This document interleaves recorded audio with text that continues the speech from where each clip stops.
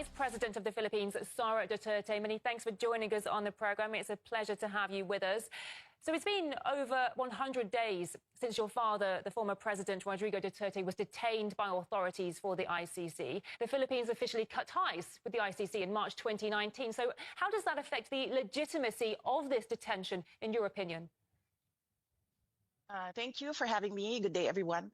Well, that is precisely the question that was submitted by the defense team of former President Rodrigo Duterte to the ICC. The question on jurisdiction, particularly because they conducted the investigation 2 years after the withdrawal of the Philippines as a member of the ICC, and therefore is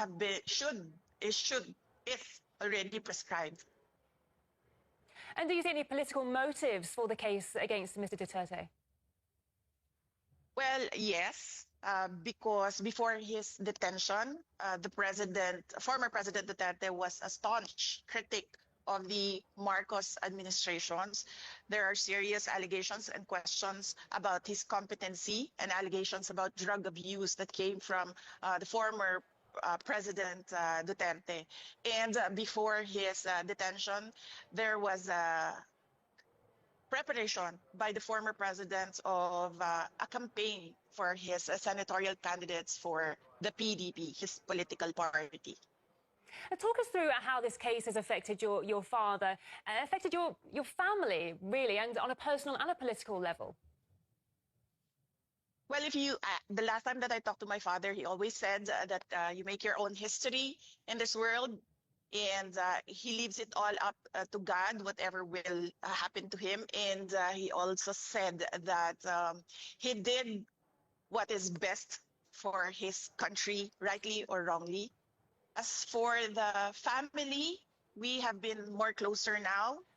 The quirk about our family is that we forget our personal differences if we have a common adversary, and at the moment that is President Bongbong Marcos. You and your family have said many times that this arrest warrant is illegal, but the ICC is an international court, so where do you even go to appeal?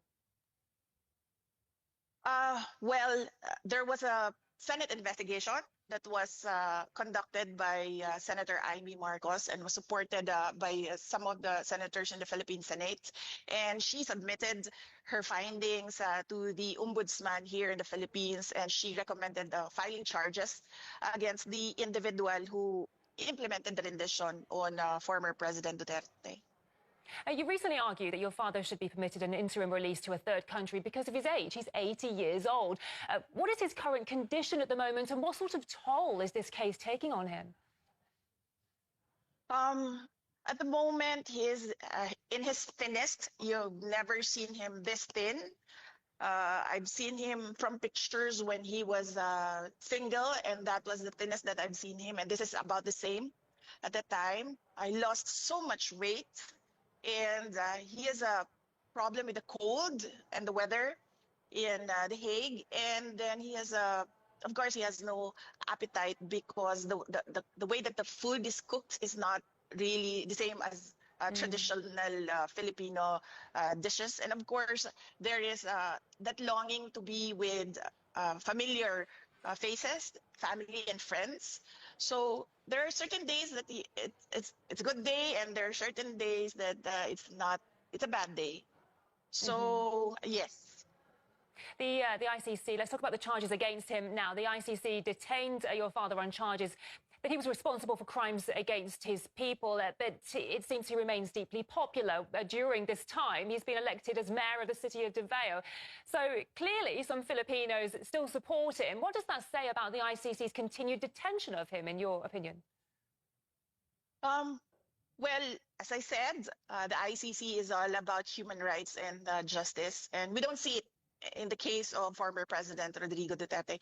He has been in detention for more than 100 days without recourse for bail, and now his petition for interim release has been vigorously opposed without a legal reason by the prosecution. He has already stated in his brief that he is not a flight risk because of his age. If you can see the footage where he was pushed up the plane, he really had no strength at all to resist. And he doesn't intend to intimidate witnesses. He hasn't done that. He's been mayor. He hasn't done that. He was president when the ICC case was filed. He hasn't done anything at all with the witnesses. We all know the list of witnesses because we have information coming in from the investigations conducted by ICC investigators here in the Philippines, and he hasn't done anything. For the past 2 years, we've been telling him to prepare for the ICC case, but he said that it's all crap, it's nothing. And clearly, when we heard the charges, we found out that it's really nothing. It's 43 counts of murder. That's not even close to crimes against humanity. It must be an incredibly stressful time for you and your family. What message would you send to Filipinos around the world who continue to support your father? Yes, in fact, majority of the Filipinos in the Philippines continue to support former President Duterte. A lot of them pray for his return to Davao City, and a lot of them pray that he will be acquitted of the charges. And we thank the Filipino communities around the world for their prayers. It is a big help, and it helps President Duterte to know that Filipinos regularly visit The Hague, even if they are just outside the detention units, and Filipinos regularly conduct rallies so that the world will listen of the injustice that is done to him by the ICC. And indeed, you have your own concerns currently with an impeachment process against you in the Philippines. You say it's politically motivated. Explain to us what could these motives be exactly, and who do you think could be behind this? Well, it's all about the refusal or the intent of President Marcos. It is the intent of President Marcos not to step down. He wants to perpetuate himself or his family in power. It is clear from the moves of his administration against political opponents. And in fact, one of his relatives, and this is a personal knowledge of mine, has expressed that he wants to run for president. This all started with the People's Initiative, wherein they wanted to amend the Constitution to shift into a parliamentary form of government where the Prime Minister is not voted by popular choice. When they failed in this, they started the impeachment. And clearly, evidence shows that the members of the House of Representatives, many of them who signed, did not read the articles of impeachment. And one particular member of the House of Representatives already said publicly that there was money in exchange for the signatures in the articles of impeachment. Because I am the frontrunner in the presidential race in 2028, the survey shows that. And I think they want to eliminate the frontrunner. I see. Do you think there might be a connection between the detention of your father and the impeachment process against you? I believe so, yes. They think that if they take out former President Duterte, they will weaken me because it's one brand, it's one family. The Philippine Senate recently returned the impeachment complaint to the House. What will the next steps be? Well, I do not know with the Senate what will be their next steps. They required us to submit an answer to the articles of impeachment, and we did that. We submitted it the other day, and we're waiting for instructions from the Senate on what to do next. As you were just saying yourself, there are many people claiming that the impeachment process against you is designed to block your potential candidacy for the 2028 elections. Do you plan to run for the presidency if you are acquitted of the current charges?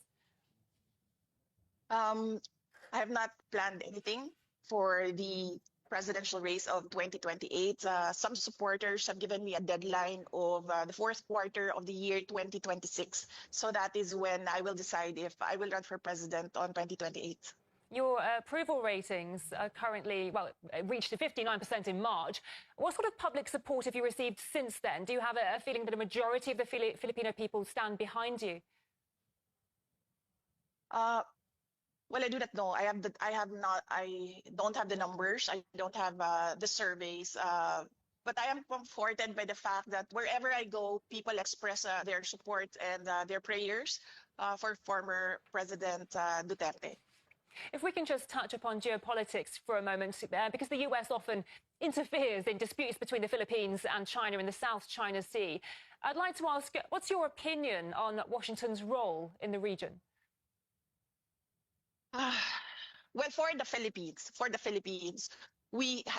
our constitution clearly states that we should have an independent foreign policy.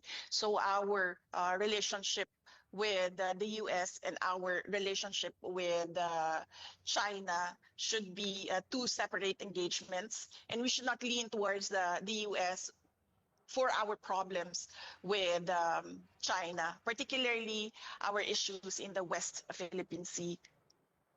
Yeah, the Philippines is kind of in the middle of all this, isn't it? Because the Philippines being a long-time ally of the US and Asia, at the same time, Manila maintains robust trade ties with China. So I'm just wondering how difficult it is for the Philippines to find the right geopolitical balance between these rival superpowers. Well, as you can see right now, the Philippines, clearly the administration of President Marcos is leaning towards the US. And is alienating China. And I really believe, and I've been asking for his explanation on where is the independent foreign policy of the Philippines currently.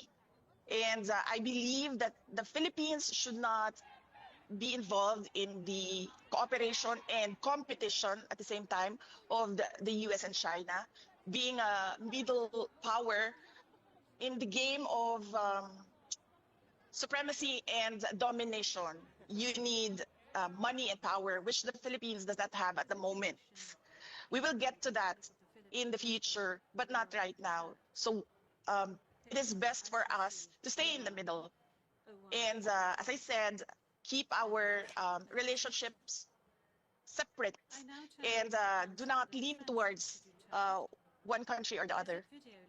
A pleasure speaking to you today. Many thanks for your time. We've been talking to the Vice President of the Philippines, Sara Duterte. Thank you. Thank you.